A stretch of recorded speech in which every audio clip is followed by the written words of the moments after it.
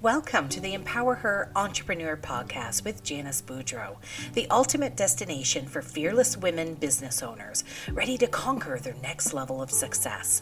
Get ready to ignite your entrepreneurial spirit as we dive deep into all things related to building your empire, setting ambitious goals, and scaling your business to new heights. This podcast is your go-to resource for empowerment and encouragement. Tune in every week as we inspire, motivate, and empower you to embrace your full potential as a woman entrepreneur. Hi friends, it's good to see you again.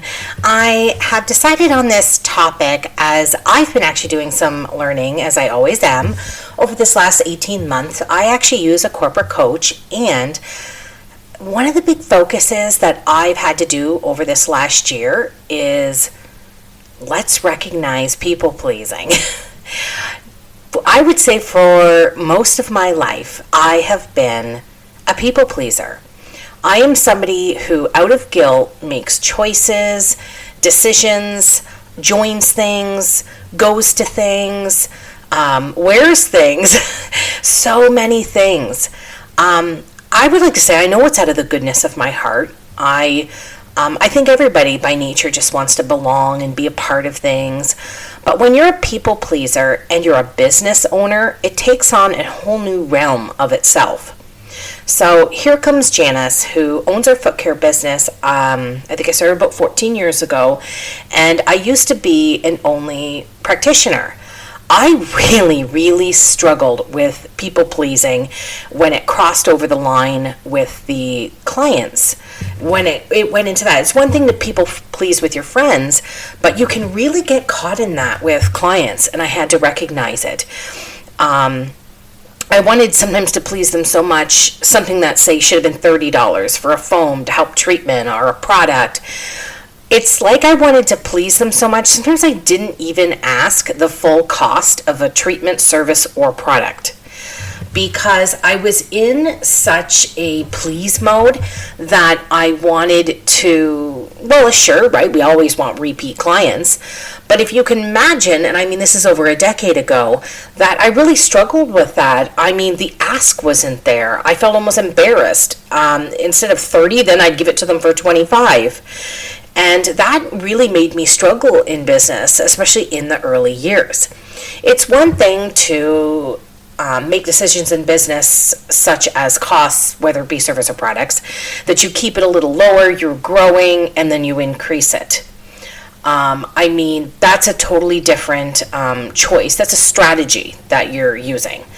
But what I'm talking about is when you're one-on-one with your clients, and you are, I got one better. I give it to them for free. I cannot count the amount of times, I would say my first 3 years in business, that I was giving things away from free. I don't know what I was thinking. I think it's like, if I do this, then you'll stay with me and you'll come with me. No, they stayed with me because I was offering amazing service. We have to value who we are and get out of that pleasing mode. So those are some of the things I definitely, did I struggle with in the beginning. Another thing too is that, so when we're always in people pleaser mode, sometimes this is where our boundaries become redefined, and most of the time kind of screwed up. I lived for the personal and professionally with a good portion of my life, and the first 10 years I ran business in people-pleasing mode, but that also meant my boundaries were just all over the place. I've kind of talked to you about clients. Another thing with clients with boundaries is it's like I know that I only want to work 9 to 4 back then. But that client would ask me because I was in such a people pleaser mode. So then I was doing times and days that I didn't want to do. Whereas had I not been in a people pleaser mode and kept my boundaries to the days and times I'm available, boy, if I could go back and get some of that time back. So that's something to really recognize and put in front of you. And this, goes over into our personal lives too, because I am one that it's like the boundaries aren't there. I'd be willing to do anything. I'm going to talk about even staffing now, whether it be my nurse's office staff. I struggled. I came from a corporate environment where, maybe I'd have 100 PSWs underneath me. It was just such a different environment. First and foremost, of course, they didn't have my cell phone, and they definitely didn't have my text number. But I had, it just was business. I guess I didn't have that back then or need to worry about it. But when you first change over and I started hiring and getting more office staff, now I'm getting out of independent mode and I'm having to work with others. And I definitely was so in please mode that I didn't have my boundaries up. Next thing you know, my cell phone is given to all of my staff. Again, I'm not talking about emergencies. I'm not talking about the one-off. When I had one nurse, she couldn't remember the PIN code and she had a client right in front of her. There are moments. But what I'm talking about is I really blurred the line while I brought in staff, because I was in pleasing mode instead of strategizing for my company and putting very strict boundaries in place. I was having issues where staff felt it was okay just to move their whole day without even telling the office. So we'd be contracting them for facilities or whatnot. And it's like you let them do it a couple times and it should be flexible, but then suddenly they're not telling you, suddenly they're moving them. You got to be very clear. Since then, we've put in a lot of policies and procedures in place, which is something that is all about the boundaries, right? So boundaries, policies are really what's happening with staff, and you may be in a position where you are expanding in your business. But I spent the last year and a half, especially, making sure that I had all policies and procedures in place, and I really changed things up to not only get a good or a better work-life balance for myself, but also for my nurses, for my care assistant, for my office staff, because getting emails at 10 o'clock at night or texts just weren't acceptable anymore. We needed to put these things in place. So I was really worried things couldn't switch over, that I had people pleased, not only my clients, but even some of my workers for long. But I can tell you anything can happen.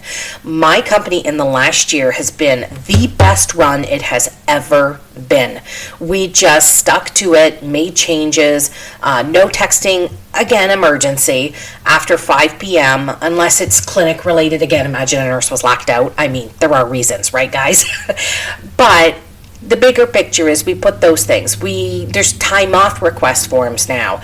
There's no touching clients. Our office staff has that, so we have more control. We put things in place that if I could only go back, but I can't, so I'm not going to dwell on it. But I'm just hoping to help some of you out there too, that remember that you're offering your clients a great service. You're offering employment to the people who are working for you. As long as you're a fair employer, and it's not about not being kind, but you do not have to overcross those boundaries.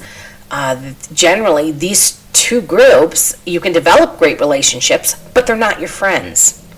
They are not somebody who, beyond, I guess, checking in with them, there shouldn't be, like a client shouldn't be calling you. I even had, now that makes me, there's a good story, good grief. Can you imagine? I actually had a nurse once who had a client bringing her in grocery bags.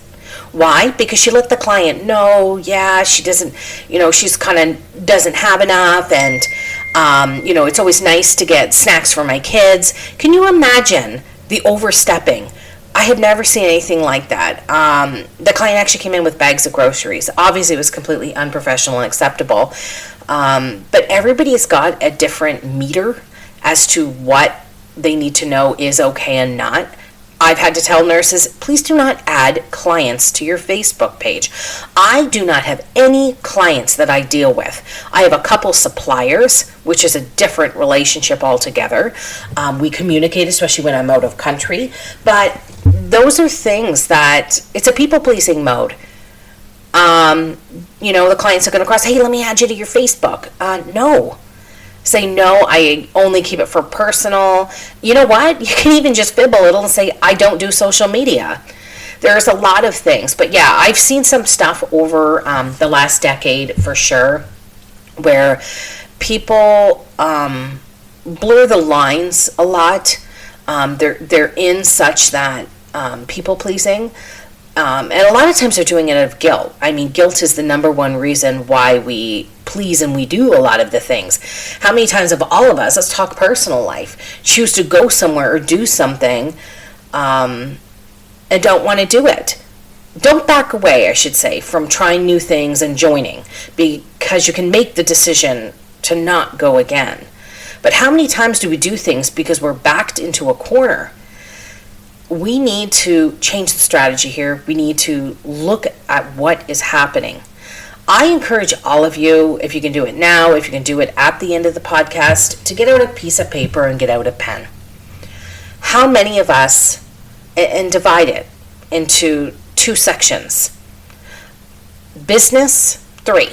Business, personal, and if you need that third one, which would be staff, workers, office staff, things like that.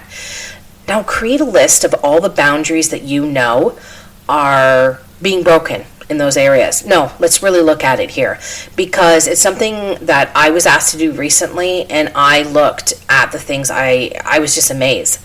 How are you going to know when those boundaries are broken? You know what you're going to feel? Frustration, and you're going to feel guilt. These are the 2 things that end up showing up in our body when we are in a position that we don't want to be doing things that we're doing, that it's out of our boundaries. We're just doing it to make them happy. Sit with it. Write those things down. When you go and offer something to a client, do you feel guilt or frustration after? You know you've crossed the line right there. These are things that I'm challenging you to start paying attention to in your business practice and in your home life. I have made the resolve in this last year to move on from a lot of things, sometimes even join a few things too. Sometimes our people pleasing can keep us away from things that we should be doing.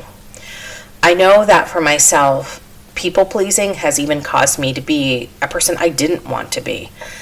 I think sometimes you can even fluster with your interests or where you are in life or what you want to be doing.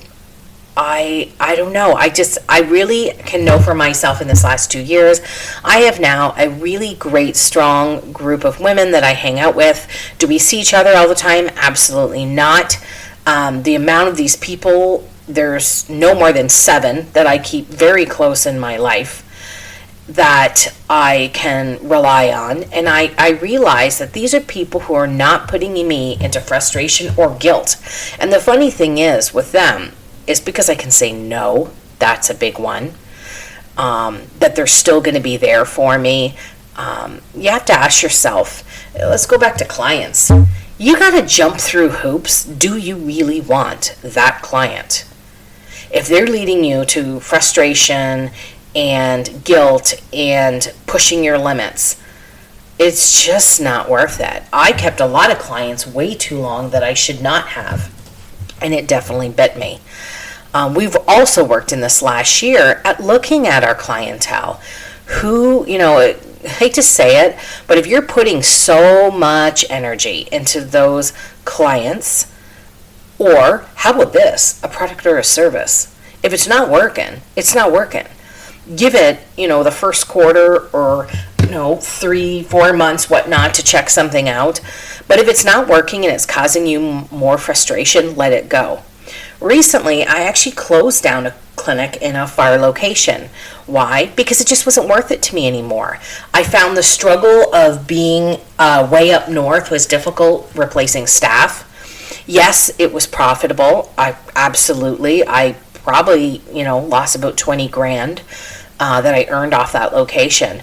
But guess what? My headache's gone. And God love her, my business manager for my company, Jewel, she must have cheered and slept well that night. And same with my office staff, because you have to look at, what's going on here.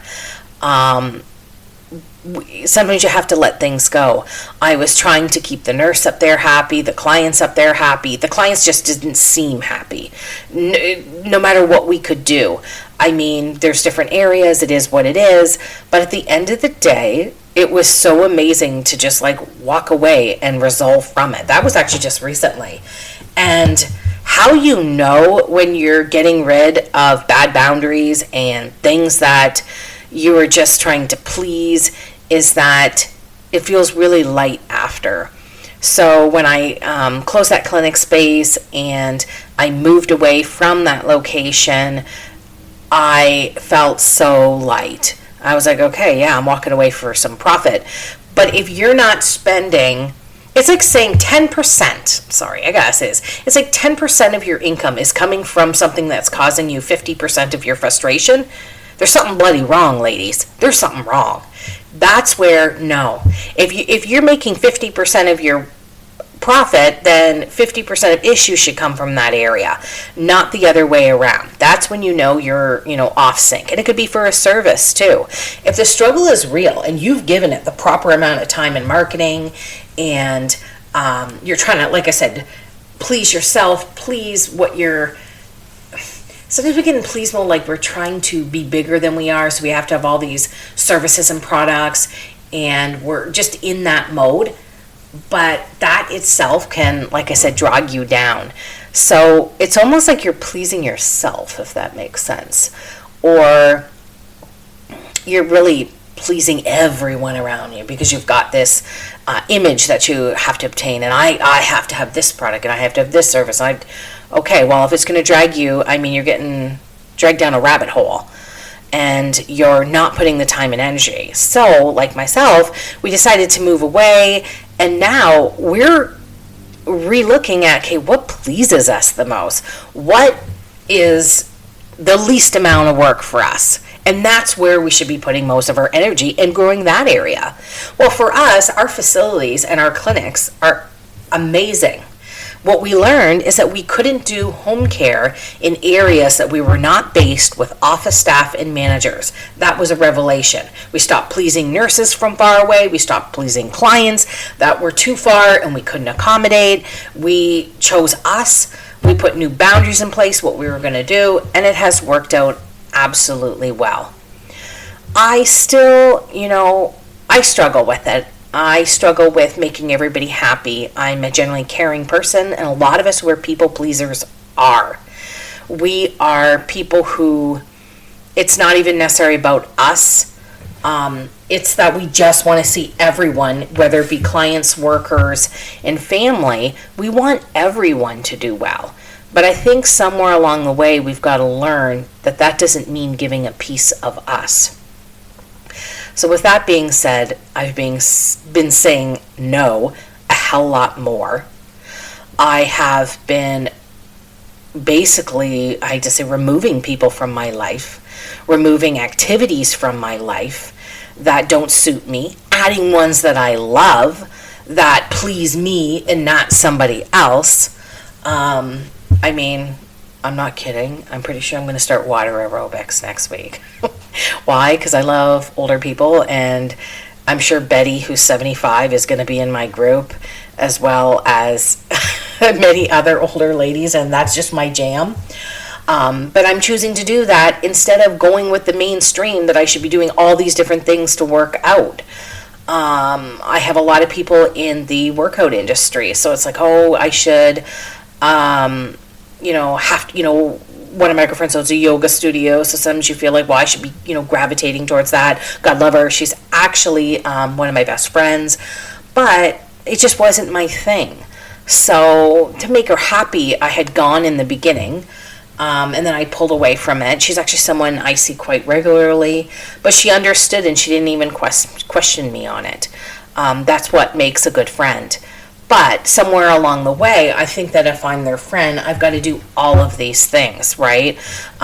Sometimes supporting a friend is just listening and not necessarily having to do everything. I am a person who I can take no. If I ask you, please say no. If you don't want to come, if you don't want to go boating with me, if you don't want to go to lunch with me, you know what? You're busy. You've got stuff to do. Everybody's interests are a lot different. And until we really take an inventory of what's good for us, we can't flip over. We can't walk away from it. I hope this talk has served everybody a little well. Like I said, I am queen of the people pleasing, but it took me a long journey to make some changes. I should mention just quickly, I even do it with my children. And I've kind of stepped back from that because I started to look at, well, what's the outcome of who and what I want them to be? And is it serving me to give them this, offer them this, do this for them? I mean, it can use in that aspect too. So sit back, look at the bigger picture, get out a piece of paper, write all the things that frustrate or cause you guilt, that you know your boundaries are being broken. And then sit back even further, take 10 more steps back, and start to look at how can I change that narrative? How can I make steps, even small, to stop that? What do we say? It's always a broken wheel if we don't fix it. It is a wonderful thing to be happy and to be loving and to want people to be happy. It's another thing to be a people pleaser where it breaks you apart. Don't ever forget that, ladies. I hope to see you soon on the next podcast where we talk everything business and, of course, advanced lifestyle and quality of life. Hope you have an amazing week.